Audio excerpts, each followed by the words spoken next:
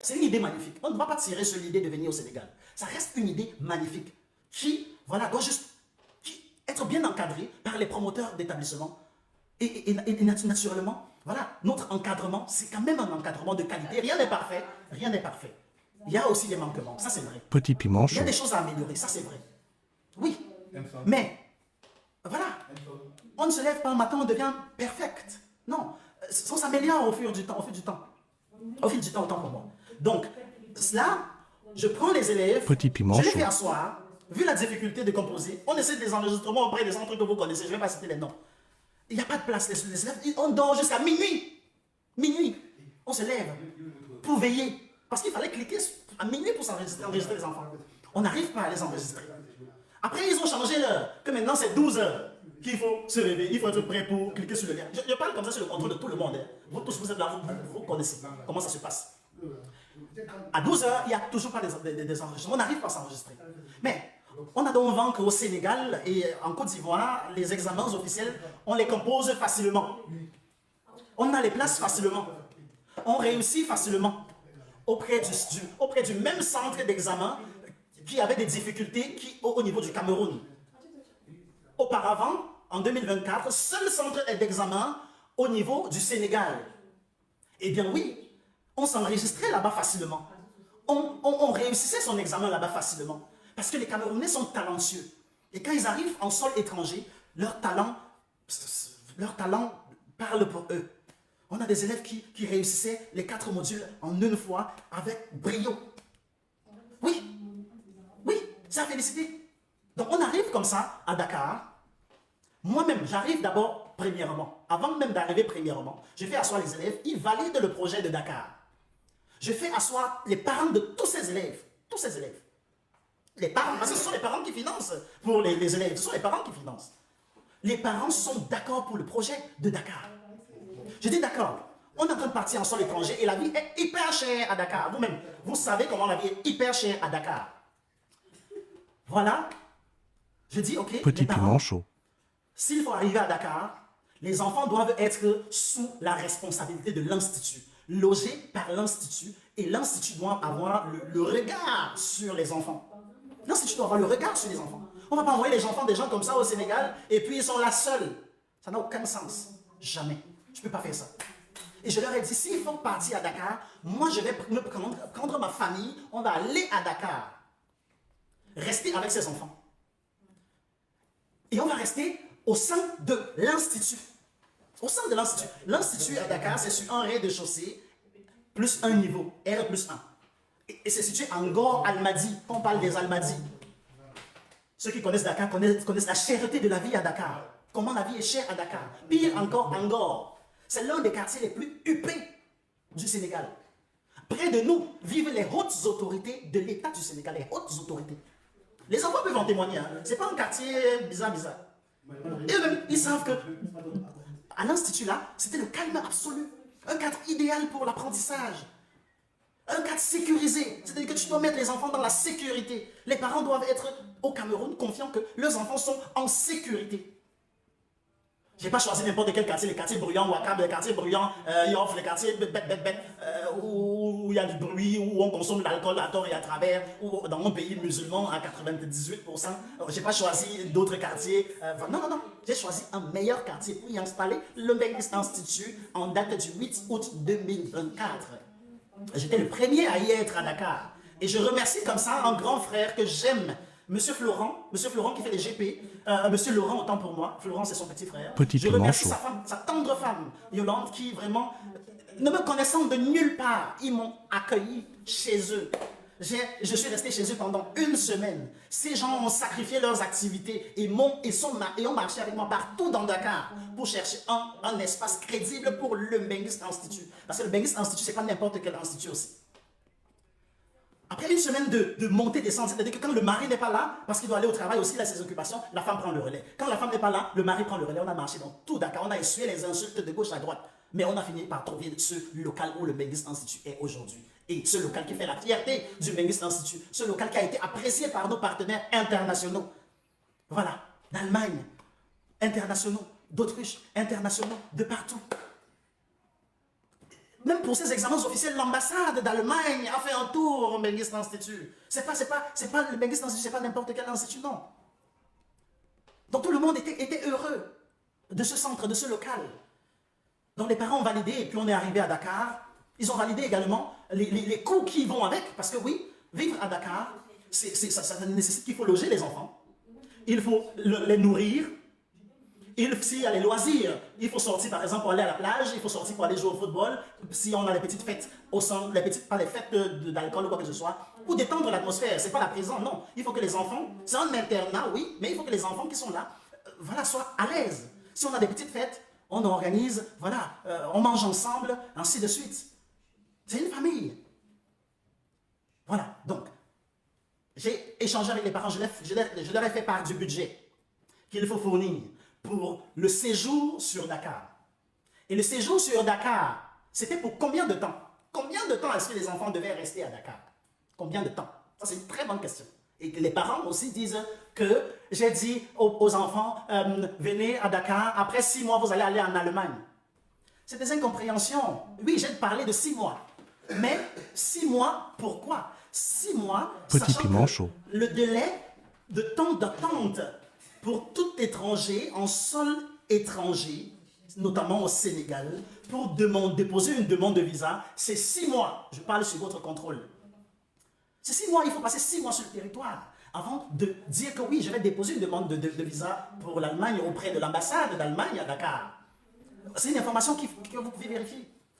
Bon, maintenant, et les parents ont compris qu'après 6 mois, il faut que les enfants partent en Allemagne. Non. Donc, quand je dis 6 mois, comme ça, pour la demande de visa, c'est sachant que je quitte du pays avec des élèves qui ont déjà minimum un niveau B1. C'est-à-dire qu'ils ont fait les cours sont aptes à composer l'examen de B1. D'autres même, d'aucuns d'entre eux, ont composé l'examen de B2. Déjà. Et non pas composé l'examen de B2, mais ont fait les cours de B2 et avaient déjà un niveau de B2, autant pour moi. Donc quand on quitte du Cameroun, on sait que quand on arrive à Dakar, c'est pour s'enregistrer aux examens et composer les examens. C'est ça l'objectif. Parce qu'on sait qu'à Dakar, c'est facile de s'enregistrer. On sait qu'on va arriver, on a 6 mois de temps, c'est assez large. Hein, on va arriver là, on va s'enregistrer aux examens. J'ai confiance au talent de mes élèves. Ce sont des enfants, là où ils sont là. Ce sont des enfants intelligents. Ce sont des enfants intelligents. Peut-être que le coup de l'émotion, parfois, ça m'arrive en tant que parent, normalement, de crier sur les enfants, ça c'est clair. Tout parent, parfois, tu vois ton enfant comme ça, tu dis même à l'enfant parfois des mots déplacés, c'est clair, ça arrive à tout parent, parfois dans l'émotion et tout, parfois aussi dans la tristesse par rapport à la réaction de l'enfant, ça arrive. Mais ces enfants sont hyper intelligents, tous là, donc tous ceux qui se plaignent là, ils sont hyper intelligents. Ils sont hyper intelligents. Donc, quand je quitte au pays avec eux, je sais que ce sont les enfants qui vont me donner les examens à Dakar, à notre arrivée. Quand j'arrive, moi-même, en août, j'installe donc l'institut et je fais venir la première personne. La première personne, moi je suis désolé, hein, mais je vais dire les noms. Je suis désolé, moi je suis connu du grand public et c'est important que je parle en donnant les noms des concernés. La première personne qui arrive à Dakar sous ma responsabilité, c'est un enfant Petit piment que, chaud. jusqu'à présent, j'affectionne particulièrement. Parce que cet enfant-là, il avait excessivement de difficultés au sein de sa famille. Je parle à sa famille en live. Sa famille. On sait les difficultés qu'il y a dans les familles africaines. Nous tous, on vit ces difficultés. Mais l'enfant-là m'a pris comme son papa. Il se confiait à moi. Je ne vais pas parler de quoi est-ce qu'il s'agit, mais il m'a pris comme son papa. Je vais le nommer. Il s'appelle, moi je vais donner les noms, il s'appelle Andy Loïc Ngepensi Aowo. Andy Loïc Ngepensi Aowo. Retenez bien le nom là. Andy Loïc Ngepensi Aowo. S'il y a quelqu'un qui est en ligne qui peut... Andy Loïc, peut-être qu'il est en ligne aussi. Voilà. Il était le premier à arriver au Sénégal sous ma responsabilité parce qu'étant au pays, il avait déjà un niveau B2. Il enseignait même déjà au sein de l'institut. Question de rester en contact avec la langue. Question de rester en contact avec la langue. Voilà. Donc, quand c'est comme ça, et naturellement, quand il enseignait, là, il était payé au même titre que les autres enseignants. Hein. Donc, ce n'est pas de l'utilisation. C'est vrai qu'au départ, l'idée, c'est de maintenir l'enfant. Il a déjà fini avec ses cours de langue de B2. Il va rester faire quoi à la maison? Il faut l'occuper. Il faut le maintenir en langue, en contact avec la langue. Et donc, voilà, à sa demande, et avec la permission de ses parents. C'est comme ça que, voilà, il commence d'abord par les répétitions, et après il devient enseignant fixe, avec un salaire d'enseignant. Et c'est moi qui lui payais cet argent. Donc quand je suis avec Andy, c'est un enfant intelligent. C'est un enfant intelligent. C'est un enfant intelligent. En termes de langue, en termes de cours d'allemand, c'est mon meilleur parmi toutes les personnes là qui se plaignent. Et toutes les personnes là savent le niveau de langue de cet enfant. C'est mon meilleur. C'est moi, je l'ai pris de A jusqu'à Z. Moi, le promoteur. C'est moi, je l'ai pris de A jusqu'à Z. En cours, en ligne, en cours, en présentiel. Il a fait les cours avec une camarade à lui, Laila, je ne vais pas donner son nom, qui est aujourd'hui déjà en Allemagne, du côté d'Essen, et qui fait sa formation tranquillement. Elle a déjà presque fini. Elle est hyper brave. Sa structure, qui est une structure que j'adore, avec qui j'ai des attaches profondes, une belle structure, qui sait encadrer les élèves, ah, vraiment, ce genre de structure, vraiment, c'est magnifique. Il faut élever ce genre de structure. Mais ma petite Laila, elle est là, elle est hyper intelligente aussi. C'est la camarade, elle a fait les cours avec Andy. Donc, elle est en Allemagne, elle a réussi son projet, elle est en Allemagne, elle a fini sa formation bientôt. Je ne dis pas d'elle parce que c'est la camarade d'Andy, ils se connaissent très bien. Elle est partie depuis. Parce que, voilà, elle a eu la chance de s'enregistrer à l'examen au pays, et puis elle a eu la chance de composer, elle a eu la chance de valider son BDE, elle a eu la chance de participer à son entretien, elle a eu la chance de réussir à son entretien, et puis elle a déposé sa demande de visa au niveau de l'ambassade de l'Allemagne au Cameroun, et elle a eu la chance de réussir. Et quand je parle de chance, je ne mets pas à côté sa compétence. Parce que c'est un enfant brillant, brillant. Je ne mets pas à côté sa compétence. Elle a réussi, elle en Allemagne, et elle fait la fierté de la communauté camerounaise en Allemagne. Elle fait la fierté. Peut-être que si elle est là, elle va peut-être dire un mot, je ne sais pas. Moi, je ne prends pas les élèves pour faire des témoignages afin de grandir mon image. Non. Je ne fais pas ça. Je ne vais pas prendre les élèves qui sont partis, viens montrer ton visage et si tu te défends pour moi. Si un élève sent qu'il peut, oui, pourquoi pas, tant mieux. Mais moi, je sais dire ce qui est vrai pour moi-même. Donc, voilà. Andy, on monte au Sénégal. Il est le premier à arriver. Par la suite, il y a, je vais donner les noms. Andy, lui, il arrive au Sénégal quand? Il arrive au Sénégal le 22 août 2025. Le 22 août 2025. L'Institut à Dakar est créé le 8 août 2024. 2024. Petit piment chaud. 2024. Non. 2024, oui. 8 août 2024. Et Andy arrive le 20... Oui. Il arrive quand Là, je me trompe un peu. Il arrive le 22 août 2024, autant pour moi. 2024. Oui, le 22 août 2024. En tout cas, si je me trompe peut-être, c'est le cachet sur son passeport. Dans tous les cas, il est arrivé en août. Il est arrivé en août, dans tous les cas. Le cachet est sur son parce que j'ai les dates là. Peut-être que je peux me tromper sur les dates ou quoi que ce soit. Mais le cachet est sur son passeport, il peut dire le contraire. Mais il est arrivé en août. Par la suite, qui d'autre est venu? Il est venu ensemble. Il est venu ensemble avec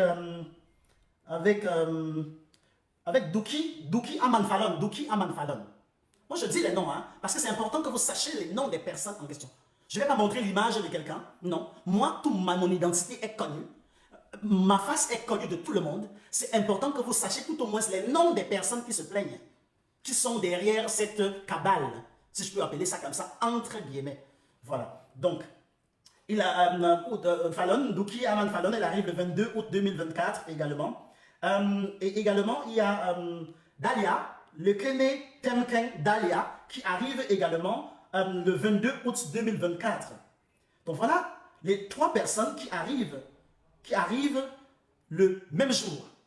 Je pense que Andy et Fallon sont arrivés au même moment. Ils ont pris le même vol, ils sont arrivés le même moment. Et puis, Dalia est arrivée le même jour avec un autre vol. Je suis parti à l'aéroport Blaise Diagne les accueillir. Je les ai accueillis personnellement. Je n'ai pas envoyé un membre de mon équipe, non. Je suis parti personnellement les accueillir. Voilà. Live prendra fin dans 4 minutes. Petit piment chaud. Live en cours, effectue une vérification. Vous allez vérifier.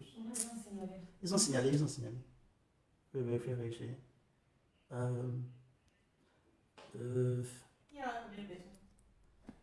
un peu voir. Attends un peu. Ils ont signalé.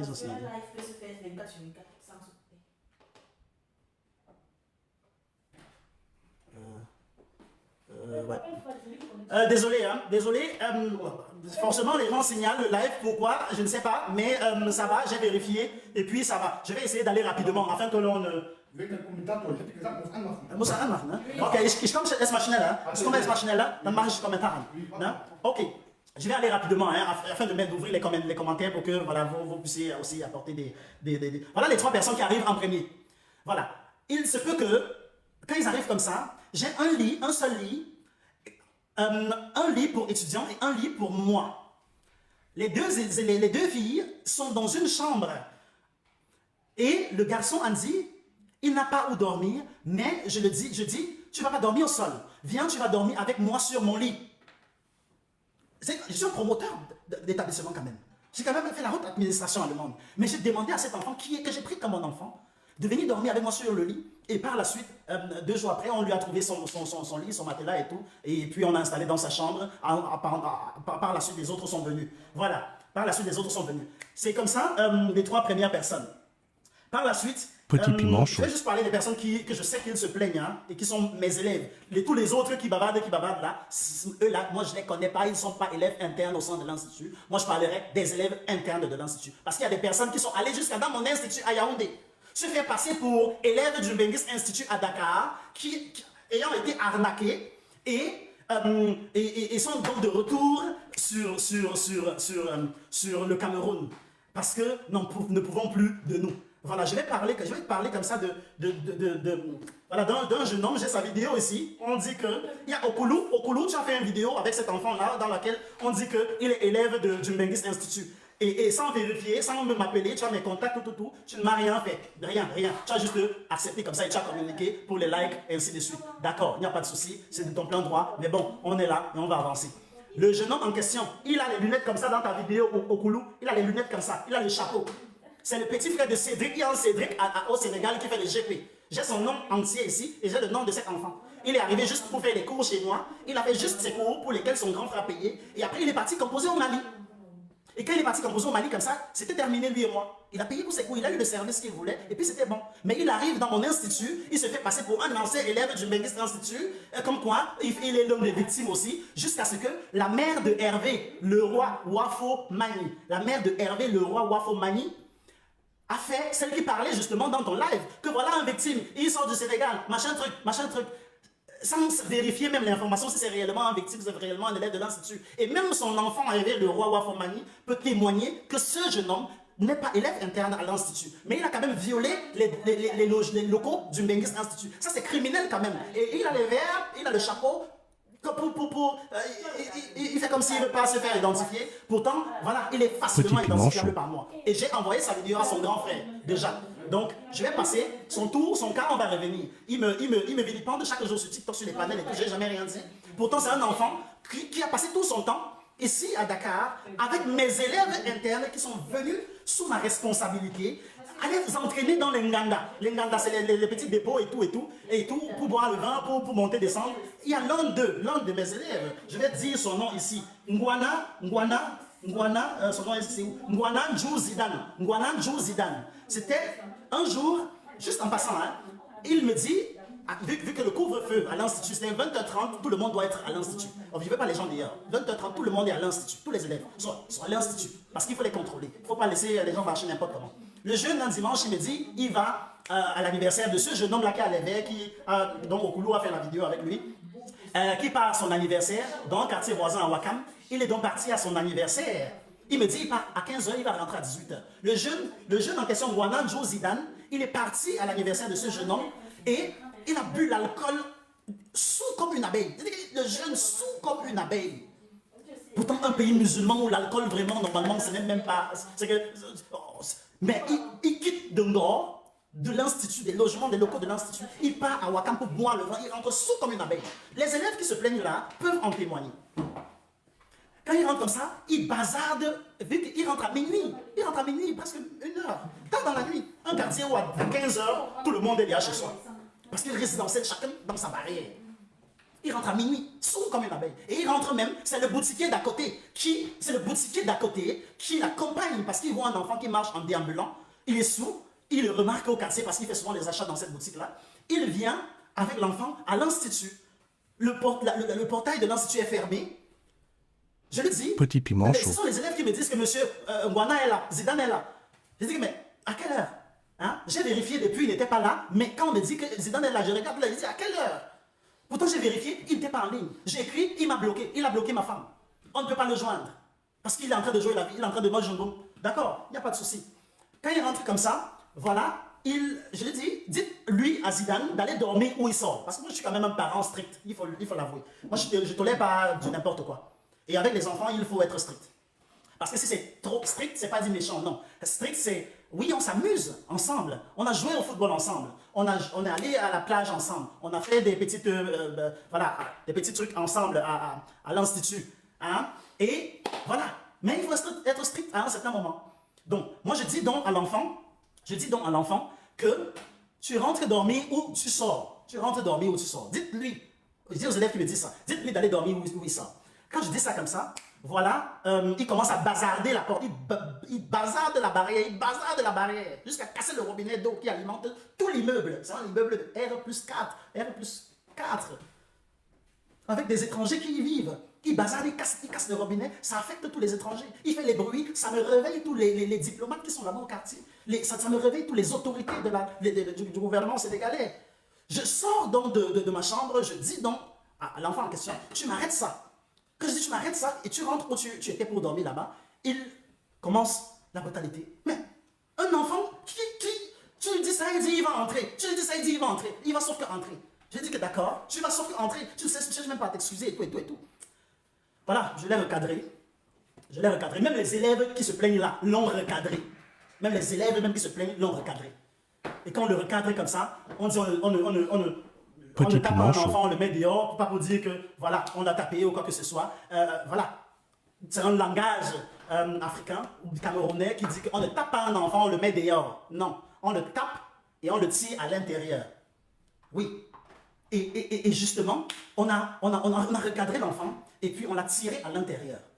On a fait en sorte qu'il se lave et puis qu'il se couche. Et c'est jusqu'au matin qu'il retrouve ses sens. Rentrant déjà sourd. Pourtant, il est venu au Sénégal pour les cours d'allemand. Les cours d'allemand, il ne les fait pas. Absolument pas. Je dis aux parents, les parents restent muets. J'alerte les parents chaque jour. Ils restent muets. Et les parents savent dans quelles conditions cet enfant-là était au pays avant qu'il ne l'envoie. Les parents savent que cet enfant, voilà, je vais pas le dire clairement ici, mais les parents savent que cet enfant était dans une situation de santé pas si, voilà, voilà. C'est-à-dire que l'enfant était quand même turbulent. Et sachant que je suis quelqu'un de strict, quelqu'un de rigoureux, ils ont dit, ok, j'envoie l'enfant là, chez toi. Et l'enfant arrive donc chez moi, j'essaie de le recadrer, et il devient vraiment un enfant docile. Mais à un moment, il tourne à 90 degrés, à 360 degrés, il devient du n'importe quoi. Bon, moi je n'accepte pas du n'importe quoi, surtout que ça peut affecter les autres élèves. S'il y a un grain d'arachide qui est mauvais, tu l'enlèves. Je dis aux parents, il faut arranger pour faire rentrer l'enfant, c'est parce que justement, il ne veut pas faire les cours pour lesquels il est là. Il est venu sur ma responsabilité, sur le quitus de l'institut. Il faut faire en sorte qu'il rentre. Mais bon, les parents peinent à le faire et tout, si bien qu'après eux-mêmes, ils ont pris leur propre décision de faire rentrer leur enfant, parce que clairement, l'enfant au Sénégal ne foutait absolument rien. Absolument rien. Donc, je passe sur cet épisode-là par rapport au petit qui porte les lunettes là et qui vient jusqu'à violer les domiciles de l'Institut pour dire que c'est bien vidéalisé, c'est bien filmé. Et puis, il y a des caméras au sein de l'Institut là, tellement, sur tous les coins et recoins, et des vraies caméras. Donc, ça visualise tout. Donc, on a tellement de preuves et à conviction. Ok, en tout cas, le collège d'avocats de l'Institut détient déjà toutes ces preuves-là. Et bon, ils sauront comment gérer cela avec les juridictions compétentes. Bon, ça, je n'ai pas envoyé quelqu'un d'aller au sein de l'Institut faire du n'importe quoi. J'avance. Donc, juste pour dire que, oui, voilà les enfants qui sont arrivés. Par la suite, il y a justement, je vais dire le nom, il y a Nofa Clotilde Vanessa. Elle est arrivée à Dakar le 15 janvier 2025. Le 15 janvier 2025.